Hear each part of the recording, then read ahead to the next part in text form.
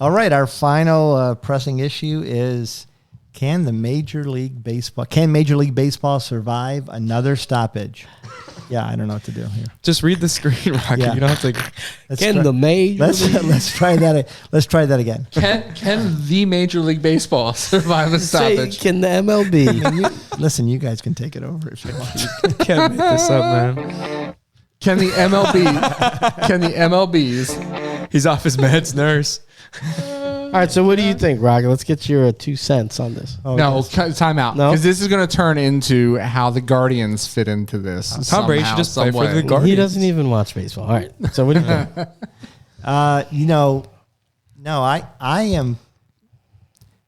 I think every time that they've had a stoppage before, they've lost fans. Yeah. Mm-hmm. And I think That's fair. this is going to be another, this to me, they're really playing with fire here. What I will say to that, and I think they lose like their long-term like season, let me pay to go to a game fans. But if for anybody that's ever been to a spring training game, spring training is probably the single most fun you could have at a sporting event that's not a championship, because it's low prices, it's so laid back, and it's so family friendly that spring training games, the worst part of all this is that, again, we're not going to get a spring training for the second straight year. I don't know if that's the worst part. It is. I mean, because as a fan, you want to be able to enjoy the games, right? I mean, some ticket prices are super high. You can't really go to games and enjoy them. Oh, Jesus. The spring training games are where it's at, man. It's almost like a personal event. Like the players interact with you, more chances of, getting some game balls and having people sign. Like, it's just a really, really fun time. Have you been to a spring training game? Because don't knock that shit till you try it if you have never been. Could I ask a question? All right, so, yeah, go ahead. So as someone that's not a baseball connoisseur, can you kind of briefly explain what? Can I actually give my opinion real quick? Because it's going to be please. 2 seconds. So you should do it. I don't think you have to ask permission. You're As like an on out- the show. No, yeah, but you guys were having a moment. You guys were like staring deep into each other's eyes I was there. waiting so I for don't him know. to finish, but go ahead. Yeah, it must take a while. We No, it doesn't. So as an outside perspective, looking into the league that is the MLB, it just looks like this might take a minute, right? Like, I'm just, as someone that's not necessarily like super invested into baseball, like it makes like the people that would be not, like Rocky was saying. And then can you kind of define what's happening right now as far as the lockout goes? And So with that being said, Are you sure you want to go again? Are you done with your spring training rant? I am. I want to go into. yeah, for the viewers too that maybe are wondering. What are you trying to go into? All right, so it's a labor negotiation, and they're pretty far apart. I mean, Yeah, there's a bunch of stuff that they don't agree on. Some of the main points are the problem is that there's the haves and the have-nots, and you're trying to get the top tier teams or the top market teams that don't want a salary cap. The smaller market teams want a salary cap. Players don't want a salary cap. It's basically, it all boils down to money without getting lost in the monotony of it. Thank you for breaking that down in totally general terms. Listen, that was amazing. I'm trying to keep it general No, yeah, because I don't want to drone on for 10 minutes with But- stuff people don't want to hear. Let's talk about how far apart they are, though. Yeah, go ahead. MLB is proposing an increase from 25 to 30 million in pre-arbitration bonus pool each year, right? Yeah. For the lengths of their deals, which seems like a lot of money. But the players have come back like, no, we want to start this at 85 million and go up by 5 million every year. So there's a $60 million difference from the get-go. But that's just on one issue. But all of the issues, there's this threshold of money. Yeah. League's last offer remained the same. Previous one, this is regarding the CBT. So the league wants to start at 220 million for flat for 3 years, and then go up by 4 million in year 4, and then up to an additional 10 million in year 5. So the union wants to start at past what Major League is offering. So they want to start at 238 and go up to 244, 250, 256, 263. They want it to go up each year. So, I mean, these negotiations, I mean, they're not just off by a couple of dollars. Like, we're going to get a resolution sometime soon. So the teams Zach, you're don't absolutely want to right. spend what the league. What Well, the union certain teams. Yeah, I mean, and but there we go. but this is that age-old tale. The players want a cut of what the goddamn owners are making. Because if you break it down between ticket sales, concessions, merchandising, like these players are entitled to getting a piece of that money because the owners aren't putting the asses in the seats. The players are, right? So the players are hip to this and they want a piece of this. And the owners, that's old money. They're like, no, we've been doing this forever. We'll replace you. Well, And I think what that's the what you owners get are going to. to say is the seats are there because we built the stadium. Right. Yeah, but they're the product. So I mean, if you Yeah, take no, those I players, those. Yeah, it's an owner perspective. the big thing is that the revenue has gone up and the share for the players has not gone up. It's actually the difference is like 2%, which doesn't seem like a lot, but when you're talking about that kind of money, it is a lot. It's a lot of money. So I mean, it's a tough thing because they're both dug in it. It is something that seems like it's going to take a while. But I think there's a lot of different issues at play here, and I think that you're right. Like I think if you're an owner with integrity, at some point you have to say how much is too much, and I think you do have to tip down your entire team, 100%. But here's my issue: so is it just the players, or are they concerned about the people actually selling the hot dogs? Cleaning up the stadium because this is my issue. You're right. It's just them. They don't give a damn about anybody else. Right, which is a good point. And that's what I fight back on. And For who? Anybody else for that the works owners for for the owners' proposal stadium because the owners only are saying thing that we they have to care accrue about- so many costs Who as are you, well. when you're saying they, who are you talking The people that have players, the players only. just the players? No. No, he's saying the players only think of themselves. They don't right. think of the But people. what about the owners? Yeah, That's what both the- are wrong. Okay, So what but I'm- you're just singling out the players. Right? No, he's Because- saying the owners could fight for the people that also Yeah. work in the stadiums, and Yeah. we're If what I'm saying is that both, I think the players are saying you're selfish Yeah. at the same time while they're being selfish. I don't. How do you see that? See, but the I well, see- I'm saying you're saying it. Can I make a point?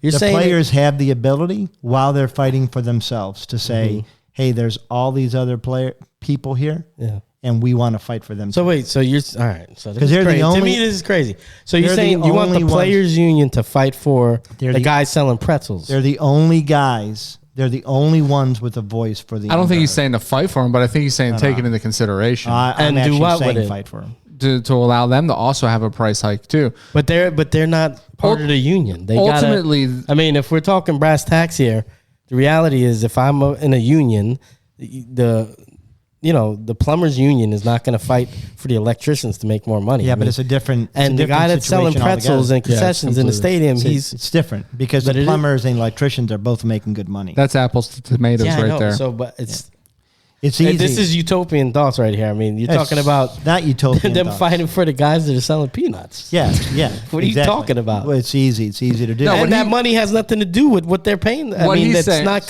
What he's saying is the players aren't taking into consideration what the proposal of the owners is saying. The owners are saying, well, we need this money to allocate for other sources. And the players were like, no, fuck that. You owe it to me because I'm the one that puts the S's in the C's. And I get that point. Ultimately, the loser is with every price hike, tickets aren't going to remain the same price. The fans lose out. Right. Every collective bargaining agreement, ticket prices go up. And there's a breaking point.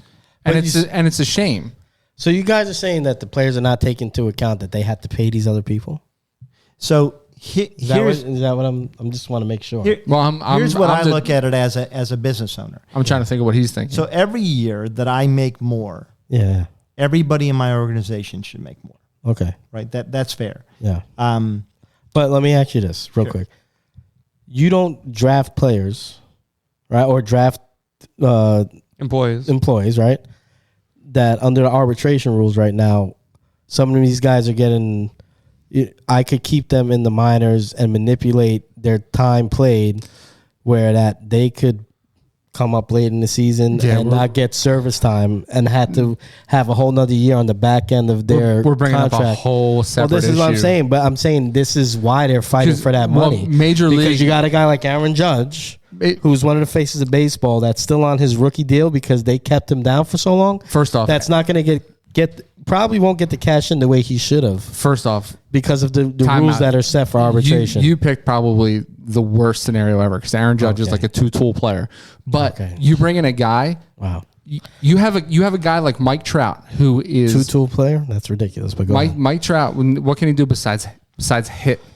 He's one of the best. And he's one of the best fielders in the league. Don't go off on that. He's one of the best fielders in the league. But you bring in a guy like Mike Trout, who's a 5-tool player through and through, is going to be argued as one of the top 3 greatest baseball players to ever play the game, right? Because he does everything correctly, right? And hardly makes any kind of beefs whatsoever.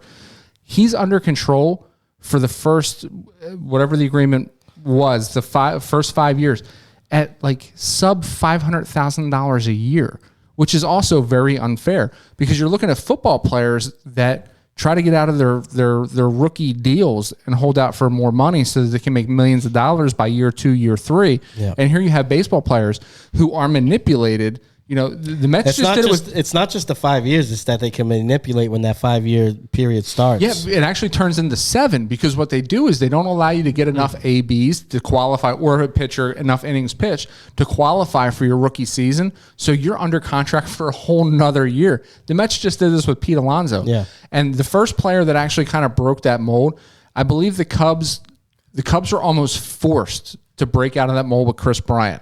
Because Chris Bryant, if you guys remember, he hit that electric spring training where he hit like 11 or 12 home runs in spring training, and he started the year in the minors. Oh, yeah? He started the year in the minors, and Chicago was like, what the fuck are you doing? Like, this dude is probably the best guy on the infield. They want another year of control, and that's what I think that's where the players are trying to that sucks. Get back for that. And I get that. I'm not saying that, I'm not saying that Major League is right. I'm just saying that Major League is screwed in general because you have a system where it is impossible for a small market team, almost impossible for them to win. They can Tampa Bay is pretty good. No, but they can't win it. They can win big games so every once in a while. So there's a flip side to that too, right? So for that, the small market team, then your emphasis is on scouting and your farm system because you want to keep those guys in your farm system under control for the minimal amount of money because you are a small market team for the longest time. I mean, you're talking which to is the Indians. why these rules are still in existence. And the Indians are pretty good. Yeah, but we had a trade. Yeah, we had a trade back-to-back Cy Young Award winners. Yeah, we had to let go Francisco Lindor because after developing him, after all this, we could not compete. We could not keep him. So then we had to trade him for young players. Cleveland did not develop Francisco Lindor. Well, I'm just going to tell you that right now. Well, anyway, he came up through our system. Lindor was 5-star from the get-go. That guy was going to blossom no matter where he was. I get it, but he came up through our system. It's the same thing. It's two different ways of building teams. So I don't feel bad for small market teams. And if I did, I feel bad for. Of course you don't. The Mets, right? The Mets, they went and spent a bunch of money. That comes with pressure. That comes with if they make the playoffs, they're still considered a failure. You could be a small market team if you're Cleveland and you chug away and you make it to the playoffs, win a round. You don't hear they don't get criticized. They're not torn. They're not by people in Cleveland. That's probably about it. He everybody picked the else team. Everybody else looks at them like, look what they did. So do you get Lindor? You don't have to work. But you get tired of making it to the 7th game against the Cubs and losing. Well, then have more money. Yeah.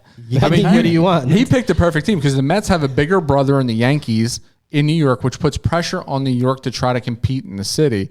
So they put all this money into the offseason, which means that they have to then surrender some and the Yankees are going to have to do the same thing. Then. They need a salary cap because in the NFL, salary cap's not going to work. Yeah, but in the NFL, every team knows they're a year away.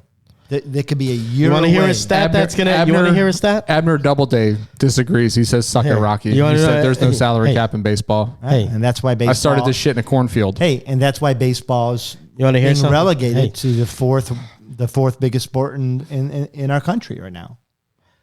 Last 19 years, baseball is. Listen. Football, basketball, definitely 1 and 2. Yeah, and hockey is gaining like crazy, if not especially soccer. with the ESPN deal. Yeah, if not soccer. Baseball needs to be, and this is my thing, can they survive? Probably, but they need to be careful. What are the watches, World Series versus Stanley Cup or NBA championship? I would think that the World Series probably gets more views. The I Super think Bowl is The number World one. Series ratings are not crazy. No. I think right now they get more views, but we're not talking about right now. We're talking about soccer's gaining And like it'll crazy. be It's a different. 162 game season, dude. I mean, you have to have like a serious love for the game to like get behind 162 But games. it still is what it is. Well, what I was going to say about your salary cap thing, in football is the hardest cap in sports, right? Yeah. In the last 19 years, I heard this today on the radio, that football in the NFL, in the last 19 years, there's been 16 different teams that went to the Super Bowl, and I think 13 teams have won it. And I think it's the exact same stat in the MLB.